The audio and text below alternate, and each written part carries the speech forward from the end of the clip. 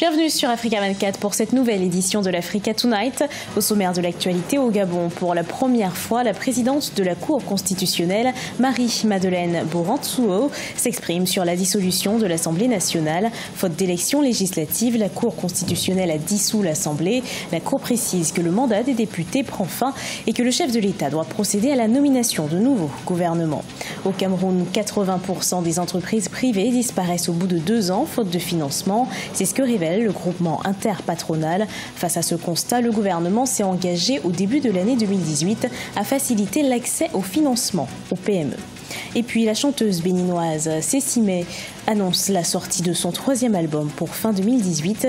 L'artiste traite de manière générale à travers ses chansons des violences faites aux femmes et promeut le leadership féminin.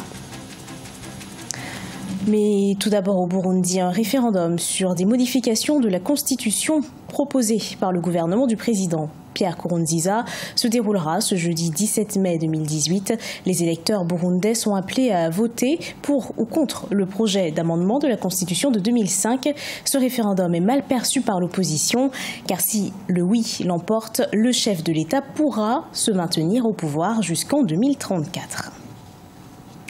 Le Gabon n'a toujours pas d'Assemblée nationale. La Cour constitutionnelle a refusé de proroguer le mandat des députés le 30 avril 2018, une décision qui a provoqué la dissolution de l'Assemblée nationale.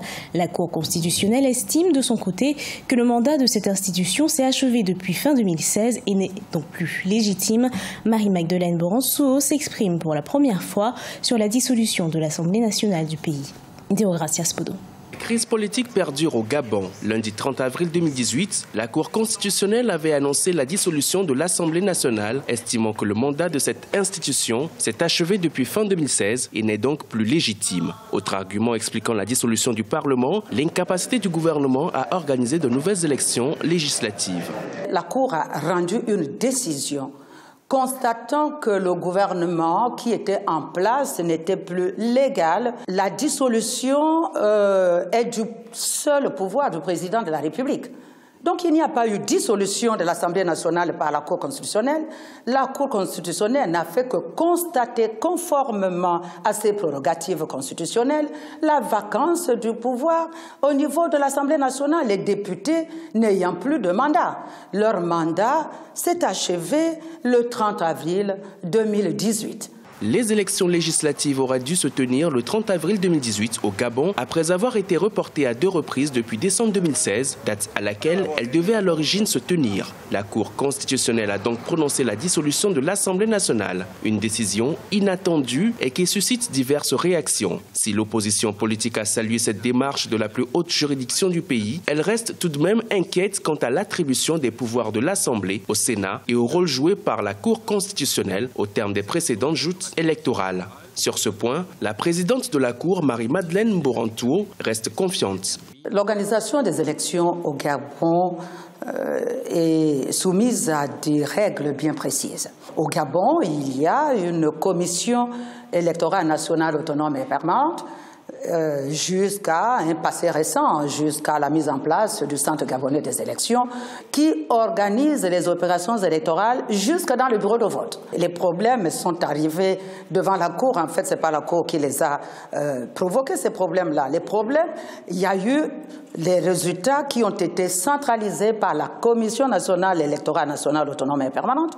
Et c'est cette commission, après centralisation de ces résultats, qui a fait annoncer l'élu, et la Cour constitutionnelle reçoit pendant les 8 jours qui suivent cette annonce les requêtes. Pour certains acteurs politiques, le chef de l'État, Ali Bongo Ondimba, doit constater cette nouvelle crise que traverse le Gabon depuis plusieurs mois, en tirer des leçons et mettre à contribution toutes les composantes de la nation pour trouver une solution durable. Un défi majeur et primordial à relever, mais en attendant, les regards sont tournés vers le nouveau gouvernement qui a prêté serment lundi 7 mai 2018. Une équipe qui compte en ses rangs plusieurs membres de l'opposition, entre autres Michel Monga, Jean de Dieu Moukani Iwangu, ou encore David Mbanga.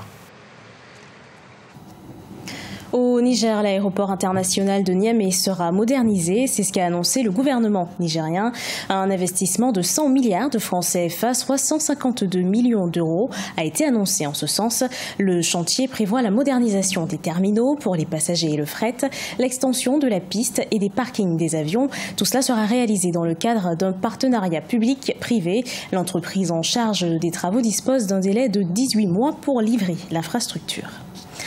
Pour développer et diversifier son économie, le Cameroun s'est doté de mécanismes de promotion et de création d'entreprises. Le gouvernement s'est engagé au début de l'année 2018 à faciliter l'accès au financement aux PME. Cette résolution vient s'ajouter à d'autres mesures mises en place pour l'essor du secteur privé. Les précisions de Nathalie Mou. Selon des estimations du groupement interpatronal du Cameroun, 80% des entreprises privées camerounaises disparaissent au bout de 2 ans faute de financement. Raison pour laquelle, en vertu des résolutions du Cameroun Business Forum de 2017, le gouvernement a mis en place un programme de facilité élargie de crédit pour les PME. De plus, le Cameroun dispose d'une loi datant du 18 avril 2013 portant incitation à la création d'entreprises. Le cadre juridique est cassé. Il y a des lois qui incitent à la création d'entreprises au Cameroun. De toutes les façons, il y a les centres de création d'entreprises qui sont créés dans les capitales régionales, notamment Yaoundé et Douala, où on peut créer une entreprise en quelques jours, 72 heures nous dit-on. Et pendant ce temps, il y a des exonérations fiscales qui sont proposées aux créateurs d'entreprises. Je crois que c'est 2 ans. Quand on a créé une entreprise au Cameroun, on peut faire 2 ans sans payer les impôts. De toutes les façons, il y a toute une loi qui a été promulguée en 2013 qui porte sur les exonérations fiscales qui participent de la promotion, n'est-ce pas, de la PME. Au Cameroun, 72 heures suffisent pour créer une entreprise. Toutefois, des lourdeurs administratives perdurent. De plus, l'accès insuffisant aux sources d'énergie ralentit l'industrialisation du pays. Des secteurs prioritaires comme le tourisme, le secteur agropastoral et les exportations peinent encore à émerger. Là où le problème se pose avec acuité, c'est l'accès au capital et à la terre, au foncier. Et justement, c'est là où les discussions achoppent souvent entre le public et le privé en matière de politique foncière. Elle est encore à parfaire au Cameroun si on veut améliorer durablement l'environnement des affaires. Et de deux, l'éternel problème du financement. Et vous voyez bien l'État s'y est mis avec la création de la banque des PME. Le secteur privé est reconnu dans la loi de finances 2018 du Cameroun comme le véritable moteur de l'économie. Il compte près de 100 000 entreprises et établissements privés qui opèrent dans des domaines variés. Les PME constituent plus de 60% des emplois et le niveau de contribution de leur chiffre d'affaires à l'économie est évalué à plus de 30%. Malgré ces chiffres, les petites et moyennes entreprises concourent encore faiblement à la valeur ajoutée nationale. À travers ses chansons, la chanteuse béninoise Cécimé valorise le rythme de la musique afro-urbaine. Elle sensibilise sur les violences faites aux femmes et le leadership féminin. Cécimé possède une dizaine de singles cultes à son actif, dont plusieurs collaborations avec des artistes locaux et africains. Elle annonce son 3e album pour cette année 2018. Reportage de notre correspondant Lefty Ounou, commenté par Siamlo Victoria Setti. Au Bénin, l'artiste chanteuse Cécimé promeut la musique afro-urbaine. Bido Ceci, Christelle Guédou, alias Cécimé, est passionnée de la musique et de la danse et a été influencée par des sonorités intitulées à Kodema du village Zakota, une musique traditionnelle alors composée et chantée par son grand-père Robert Guédou.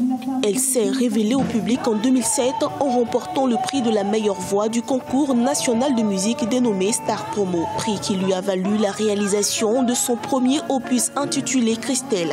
En 2011, elle a lancé son 2e album dénommé Wazakwa.